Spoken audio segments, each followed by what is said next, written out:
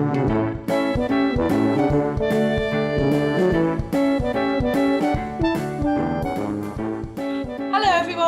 welcome back to ShooCast. Today we're joined by Shoo's CVO Chris and the director of the Northern Affinity Michael Edwards, and we're going to be talking about old business community and networking during the pandemic. So Michael, would you like to introduce yourself first? Yeah, of course. Yeah, so as you said, Michael Edwards, I'm director of Northern Affinity. Been running the Northern Affinity for a couple of years now, and yeah, we're in a great position. It's been an interesting year, 12 months as it is for most people, but it's been generally really positive. So happy to be here and looking forward to chatting today. Can you tell us a little bit more about what Northern Affinity is for those that don't know? Of course I can. Yeah. So the Northern Affinity it's a collaboration of northern-based businesses. The idea behind what we do is to bring people together. Well, yes, for collaborative reasons, really. Many people know when you run a business, there's so many challenges, so many things you need to do, so many skills that, quite frankly, you don't have internally. So you need that support and people around you. So what we've tried to create is an environment to facilitate that, to facilitate people connecting with each other, to get them to potentially work together.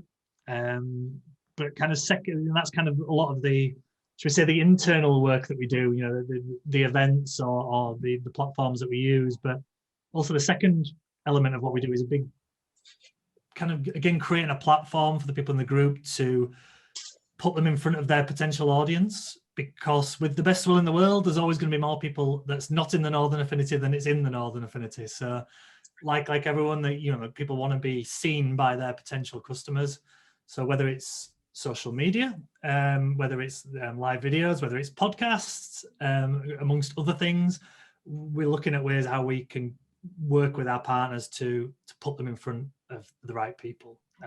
We started off very much predominantly West Yorkshire based from our base here, with a few other people dotted around various areas, but very recently we've now launched areas in South Yorkshire and Greater Manchester, with quite a few more to come. And obviously, as the name indicates, the Northern Affinity, the idea is to have somewhere across the whole of the north of England. Now, where is defined as the north of England? That's another question. I have a rough idea with a marker pen and a map, but yeah, so we'll see how that one goes. But I think predominantly most people know where most of the north of England is defined as. So the idea is we pull these people together and not to, and probably it's important to say, even though we talk about geographical areas as in a new South Yorkshire area, we don't restrict people as in we don't want people to be South Yorkshire people just to be talking to South Yorkshire people and so on and so forth. It's about bringing them together from all areas, because that, I guess, is the ultimate aim of what we do, is powering northern businesses and enabling them to grow. They only do that by talking and connecting with each other.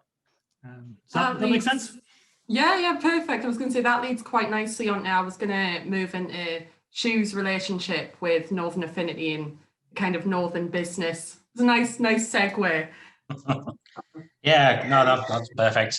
So yeah, we have known Michael for a few years now, and we first, I think we met one of the gyms locally, and we thrashed out the idea back over. I think it was over a baguette. I think I owe you lunch, actually. I think, if I remember rightly. Next one's on me. So Mike, are you Mike or Michael? I always call you Mike. Mike when people were just talking to me, Michael when I'm in trouble. So either one will do. Hopefully Mike for today. Just clarifying, because I'm same. I'm Christopher when I'm naughty, and Chris amongst others.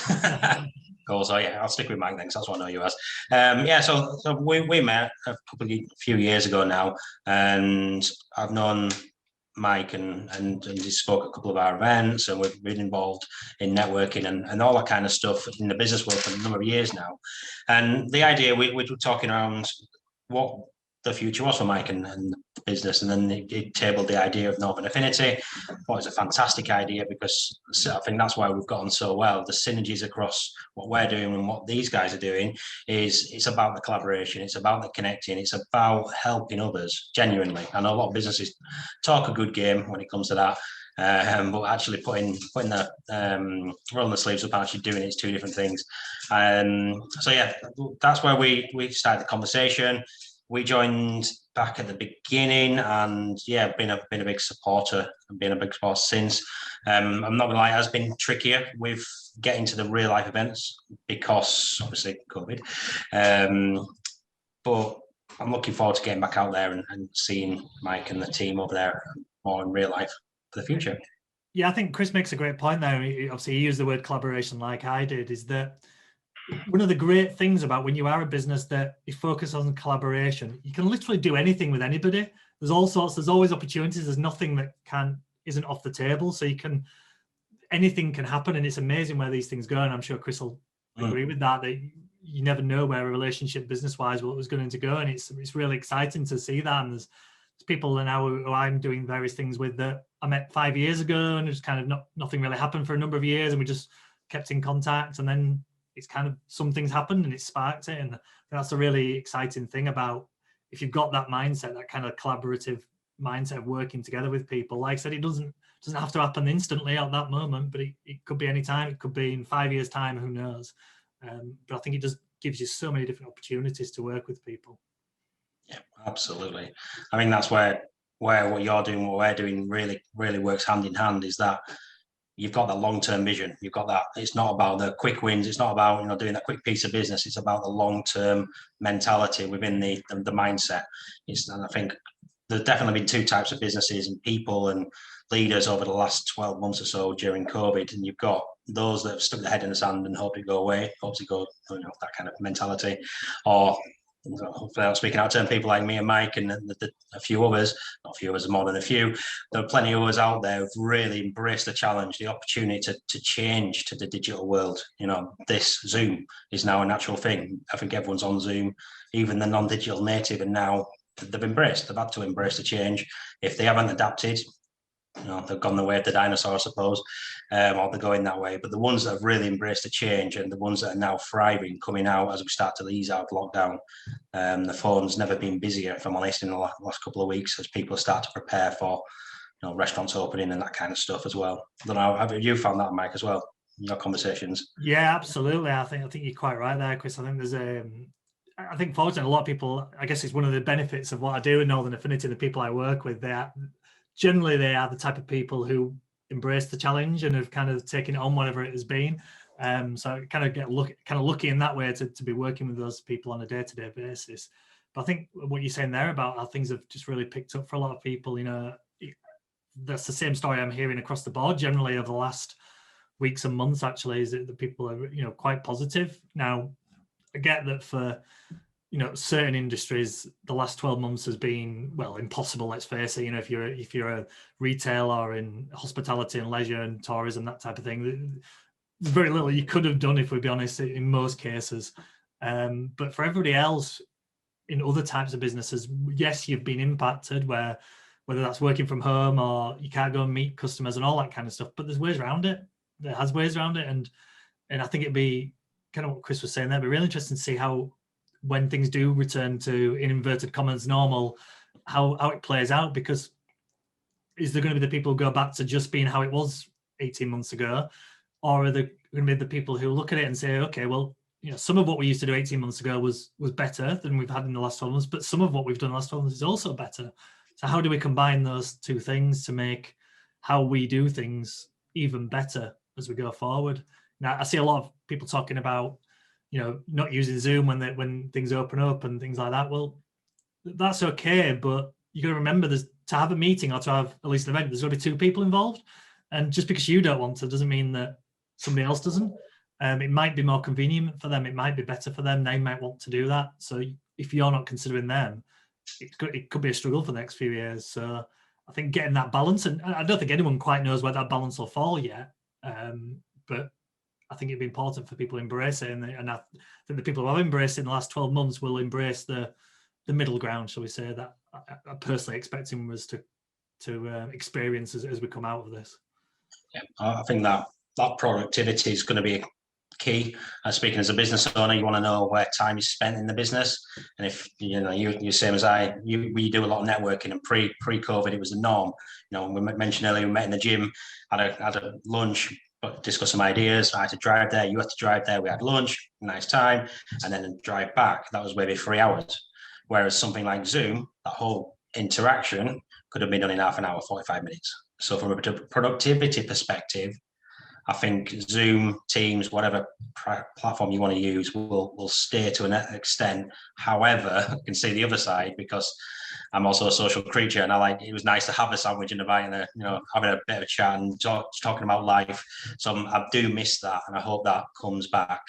I think from a pitching perspective as well, from getting new business, it's going to be easier in person. It always has been, because people buy from people. It's not about necessarily anyway about commoditizing of a service. I think it's about people want rapport. They want to know who they're doing business with. They want to know who they are. They want to like them and want to trust them. And I think you can only really get a sense of somebody when you sat across the table with them. You can pick up on non-verbal cues. Really hard to do over Zoom. Yeah. I don't know, just ranting here. I don't know, what do you think? No, I mean, I'm with you on this, Chris. I think obviously everybody will be different. Every business is different. It just depends what you do. But that kind of the way I things will go, that say that you get a new potential customer, you might have a discovery call using video, like kind of half an hour introductory, kind of get to feel of each other. If you work out, then there's something here that we might be able to work together. Probably then arrange some sort of face-to-face meeting. That'll happen as we've just discussed on, and maybe how it always used to be. But then then you start working with them, and rather than every time you go and have a catch-up call with them, rather than again the experience Chris said, get in your car and spend 3 hours, jump on Zoom and have that catch-up. But that might be say a monthly catch-up, and then every 3 or 6 months meet face-to-face. I know that's a very general point and a very basic example, but that's the way I kind of see, generally speaking, it going. And there'll be obviously varieties of that, but I do think that that's how things will play out. And I think the whole, kind of touched on the right at the start, the networking world will be exactly the same as well. There'll be that kind of hybrid world of purely face-to-face events, purely online events, and also the hybrid events as well. So there'll be 3 types, and I think that's the world we're going into, and I think it'd be better, actually, personally. That's definitely another word there, hybrid, blended. Those words are getting bandied around quite a lot at the moment in the business world, and I definitely can see that being a short term, definitely until it finds an equilibrium across what people prefer. I think it'd be nice to have a choice. I think Mike said it nicely when you are setting up the meetings. Do you want a Zoom phone call? I've had more phone calls in the last 2 weeks than I've had in the last 12 months because people are fed up of Zoom. Is that another sign? I have no idea, but there's different ways of communication. Is probably what we're taking from this. Is you're going to find a way of communicating with, whether it's a client, prospect, member of staff, whatever it is, whoever you're speaking to or with. You're going to have to find, and I suppose the word I'm looking for is being able to adapt to the communication style of the person you want to work or communicate with.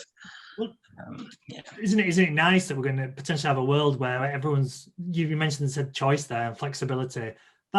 Surely that's what everyone wants, basically. It's the same with the argument about remote working or working from an office, isn't it? Probably very few people want to work in an office 5 days a week. Very few people want to work from home 5 days a week. They probably want something in the middle of that, because it adds variety, it adds choice. You can build it around other things in your life, whether it's the kids' school, playing sport, whatever it might be you want to do in your life. You can build all that around it and make it convenient. And I think that's what we all crave in all facets of his life. And that's why the last 12 months has not been a great example of remote working, because it's pretty much been 100% home working, and that's not true remote working. True remote working is choice, and I think it's the same with everything we'll do as we move forward, is having that option, and that's all we want, isn't it? Flexibility and choice. I suppose. Oh, sorry, Chris. Sorry, Kay, I was just asking a question, but over to you. Go for it. No, just obviously I know my quite personally as well. I'm just thinking about the angle with balancing the homework, life balance, with the young child, and obviously the wife, and you're both business people. How's the last 12 months worked from that respect, I suppose? Well, when we had the homeschooling, that's probably a different That's why I was asking. I was queuing you up there for that one. I think anyone who's experienced the homeschooling, I mean, that was a real challenge. Hopefully that's, the last time we're going to have that. That was the really challenging element of what we did over the last 12 months, from like I said, being an example of us with two of us running our own business and a child, so there's neither of us on furlough. You can take it easy because you're running your own business. It's pretty much full throttle all the time. So it was demanding. It was quite often 5 a.m. starts and 10 p.m. finishes with a lot of homeschooling in the middle of that. It's long days, and it was 6-7 days a week during that period sometimes. But generally speaking, the whole flexibility thing is much better. I mean, I've done it since my little boy was, well, a baby, and now at school. I would do the school run at least 2 days a week. Me and my wife share that. So some days I finish at 3 and start a bit later, but there's other days I'll finish at 7 at night. And I guess one of the benefits of running your own business is you have that flexibility. I could do 2 hours on an evening because it's my choice and no one else is answerable to that. And that's nice. And hopefully, again, I hope one of the consequences of the last 12 months is that not every job can do that. Obviously, you work in a shop or you work in a pub, you can't choose and pick and choose your hours. You've got to be there at certain times. But the kind of, I guess, the generic person who works in an office with a phone and a laptop, there's kind of no reason for what you can't be more flexible with your time. And because kind of hopefully we move past this pretense that none of us have lives outside work. We've all got stuff we want to do. And like I said, it can be to do with the kids, it might be the family, it might be you like going to the gym at lunchtime. I don't know, whatever it is, it doesn't matter. But we can all be still productive and work around that. And I hope that is no longer the exclusive to people who run their own business, but as we move forward to most people anyway. Hopefully that's one of the big positive changes. Yeah, I'd agree with all of that. What impact do you think COVID's had on the business community as a whole? Do you think it's made it stronger, or do you think it's developed weaknesses, or was there weaknesses that then got over? Does that make sense? It does. No, it's a really good question. So my experience, and just definitely within the Northern Affinity, I think when COVID hit last March, what it did is I highlighted to a lot of people the benefit of a strong network around you, because it became so important. Now, I would argue it's always been just as important, actually. It's never not been important, but it really highlighted it to have those people around you. I felt that, just on a personal level, really, having all these people around me who were wanted to do stuff, wanted to keep going while everyone else was in panic mode and just kind of trying to do essentially quite normal stuff and get together and have meetings and stuff like that really, really helped, like I said, on a personal level more than anything else. And I actually do think that kind of generally businesses and business community, the last 12 months, and kind of Chris touched on it earlier, that they've had to adapt, they've had to change, they've had to think maybe more about the way they're doing and just kind of not coast and kind of do things because they've always done it. And I'm a big believer that a lot will come out a lot stronger than they were before because of this. At the moment, like let's say financially, they might be worse off or they might be just the same as they were. But if they've sat back and had a little think and looked at their business, how they do things, their strategy, all that kind of stuff that I know for a fact a lot of people have done in the last 12 months, that's only going to be positive as things move forward. And again, in inverted commas, normality resumes. If you've spent that time doing that, making your business more robust and stronger, that's only a good thing. And I guess, do you know what, it might be a big mindset thing where a lot of people might think, well, if I can get through COVID, I can get through anything. And we all know there's all sorts of scary stats about how many businesses go out, businesses don't survive it 2 years and 5 years and all that kind of stuff. Maybe that's because people sometimes give up on it a bit earlier than they needed to, just because there is that option going back. But actually this change of what's happened in the last year might encourage people to keep going longer. And it's not possible for everyone, that goes without saying, but it might just add that benefit of actually I can keep doing it, because if I could do it during 2020 and 2021, then every other year should be a breeze in comparison, really. I don't know what your experience, Chris, is of that. Yeah, absolutely. I think the majority of businesses I've been talking to in the last 12 months, we ran a conference last year, and the amount of people who just got involved and were open to learning. I think those people have been open to learning, embracing the change, have been the ones that have really put themselves out of the comfort zone, but in a positive way. Like Mike said, they've put their business plan into place. They've thought about that work-life balance, which is often overlooked as a business owner. You're often working 78-hour weeks, and you're just that focused on, getting the money in, doing this project, delivering for the client, looking after the client, doing everything in the business, particularly as a small business, that you don't often take time out. And I think it's definitely put a lot of perspective in the last 12 months for people's priorities in life. Things like vision boards, things like, hobbies, interests, family. I think that's been a massive, massive eye opener for a lot of people in a positive way. And I think a lot more people and more business people I've been speaking to have got a clear sense of purpose now.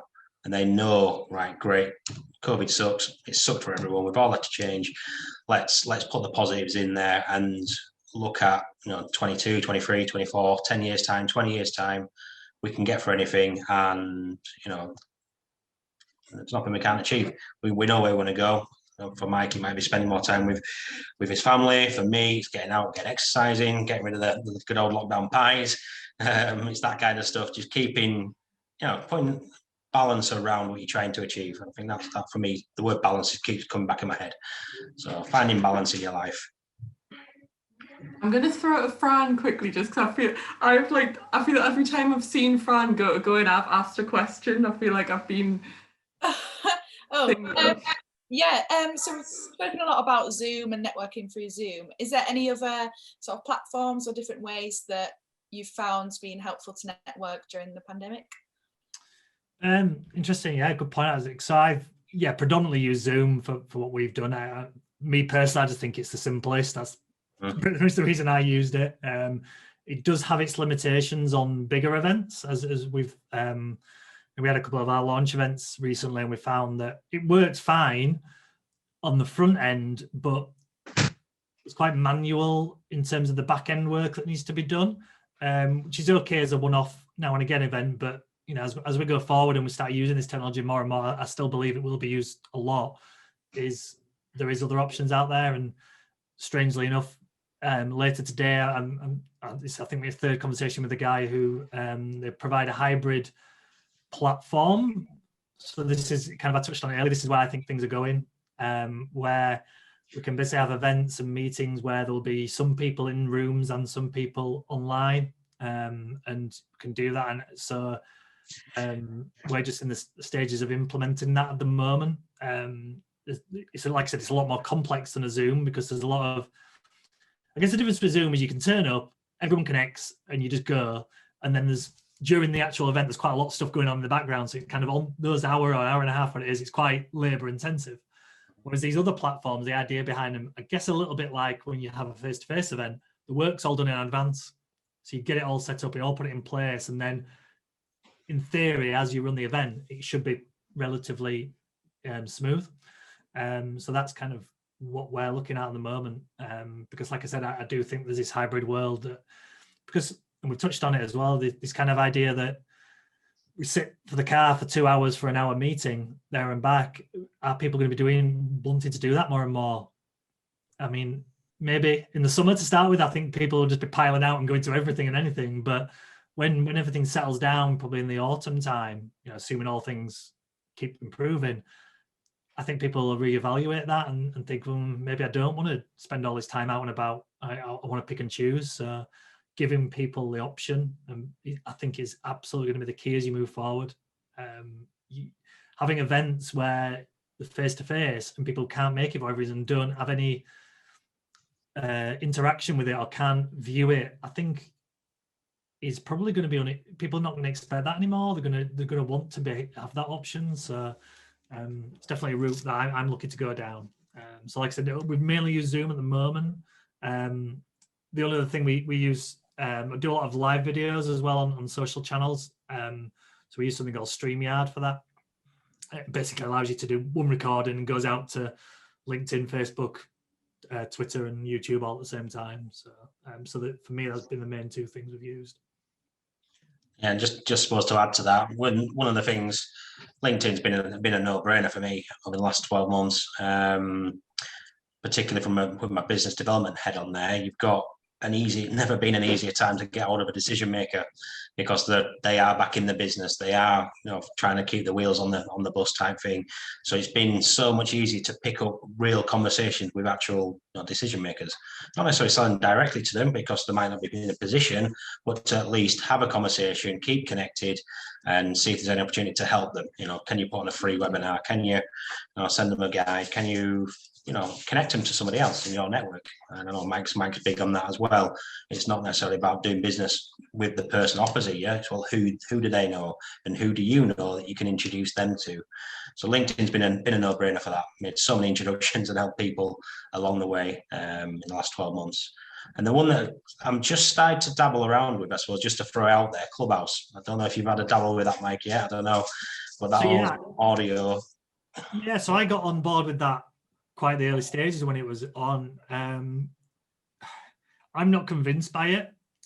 Just it's a person, I know a lot of people really like it. My reluctance with it is that our lives in personal and business has essentially become on demand, hasn't it? When you look at what we watch at home, probably most of us, it's Netflix, Amazon, iPlayer, stuff like that.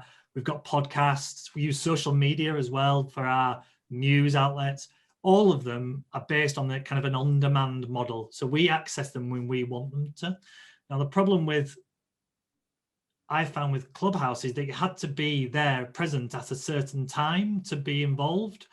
So I'm not convinced that, okay, this has worked quite well when a lot of people have been at home, a lot of people have been able to access it. What is going to happen when all of a sudden we're all out and about again a bit more? I'm not saying it won't work. I'm just not 100% convinced it will. Now, I don't know if you're aware, LinkedIn apparently are building a very similar proposition within there. So that'll be interesting to see how that plays out, and whether it is like, because obviously Clubhouse on demand essentially is a podcast, isn't it? So, and I guess the idea of Clubhouse is more like a radio show, isn't it? It's that kind of thing. And that's just, I'm not convinced. I'm not saying it won't, but for me, that's my only reluctance with it. Yeah, I knew we got on. I can't even say anything contrary. I 100% agree. For me, I'm a visual person, tactile, visual. That's my style. Something like Clubhouse, where it's just audio, that doesn't entice me. Podcasts, not interested. But seeing something, watching a video, this is much more interesting. But just listening to something, I find really difficult as an engagement platform, and that's only from my experience, my point of view. But certainly as a concept, I think the concept of trying something innovative in terms of trying the audio, is it going to work? Is it a novelty thing? I think there's rumours that Facebook are doing something similar as well with LinkedIn, similar kind of approach to try and build that audio element in there. So I'll keep my eye open for that as well. On my ears. It's interesting for me, Chris. I do like audio stuff. I listen to a lot of podcasts, and I listen to a lot of Audible audiobooks. So when I'm out running or on the bike, that's a lot of what I do. I'm listening to those two platforms. So for me, I'm all up for an audio. I do enjoy it. I personally, I struggle reading. I want to fall asleep as soon as I open a book and start reading. So for me, audiobooks are much better. I love it. I spend hundreds of hours listening to Audible. I love it when I'm driving. Is a great example for that. But yeah, but that is when I want to listen to it, and it's the content I want. And it's obviously passive as well. That's the other thing with Clubhouse, isn't it? The idea is it's not passive. You are involved or try to get involved. So yeah, we'll see. I'm not sure. But obviously, if all these other platforms are getting involved, they obviously think it's the way forward, don't they? But we'll see. Yeah, so it'll be interesting to see, particularly putting my Facebook advertising head on there. Could we see potentially Facebook ads without video but just audio? I know you could technically do that at the moment, but just maybe, I don't know. I'm just thinking a bit laterally there. Do you think they might do a separate platform, a bit like they do with the chat? Possibly, yeah. I mean, you've technically got the feature anyway, because you can leave like audio notes in Messenger and stuff. So maybe they'll somehow integrate that with the Messenger or WhatsApp, or I'm not sure. Interesting to see. Yeah, of course, there's WhatsApp and obviously there's Instagram as well, and whether we build that in within there. Yeah. Yeah, interesting. Trello. I was thinking about Trello, a slightly different way of keeping in touch with teams, with clients, with people. just having a place where you can go and essentially brain dump or drop some ideas and tag people in. Just a different way of communicating. I think that's definitely been a really good tool over the last 2 years, but more so in the last 12 months with things like remote working coming into play more and more. Being able to keep track of projects and people's time and that kind of stuff. Yeah, well, I'd echo that. I mean, I use Asana, but it's a very similar platform, isn't it? Another one we've discovered quite recently, actually, thinking about is Pragly, which is essentially it's like a virtual co-working platform. So the idea is that you've got like a main room which is sitting and you go in on a day and it's got like a chat option, so you can send instant messages type stuff. But then if you want to have a kind of just a quick chat with someone, video chat with them, you go into one of the rooms. So me and Chris could be on there and everyone else, and we're sending chat messages to each other, and we realize we just need a conversation here. Jump into a room, and then you have like essentially like we are now on Zoom. Use that as it's like an instant video thing that you'd have to arrange in advance. You just do it. Things. So with my guys in my team, we have it. So then for everyone, catch ups during the day, I'll just randomly say to them, I just need to ask you to do this, and like you would in an office where you'd walk over to someone's desk and say, what about this? Kind of use it a bit like as a replacement for that. Just quickly jump onto a quick 5-minute video chat and come off it as well, and you have little meetings within there as well. So that's quite a new one. It's quite I think it's a new product, and it has a little bit of bugs in there, and it's not the slickest in the moment, but it's I think as an idea, as a concept, I think as they build it, it's going to get even better. I think there's definitely a place for it. So we've used it. It's been good for us actually. And what was that again, Mike? Sorry. It's called Pragly, which is Pragli. I was spelling it as in Pragly, as in Prague, the place. No, as in the place in the Pragly. Yeah, I want to go back to Prague. I love it in Prague, but why are we talking about? That looks cool. You get the avatars and stuff as well. Yeah. I'll check that one out. I've made myself look about 15 on my picture, so that's a whole different conversation about. I've got more hair and not as many lines. So it's good. Yeah, that's the problem as you get older, isn't it? Thank you for watching this episode of ShooCast. You can watch our next episode in 2 weeks' time. Bye. Thank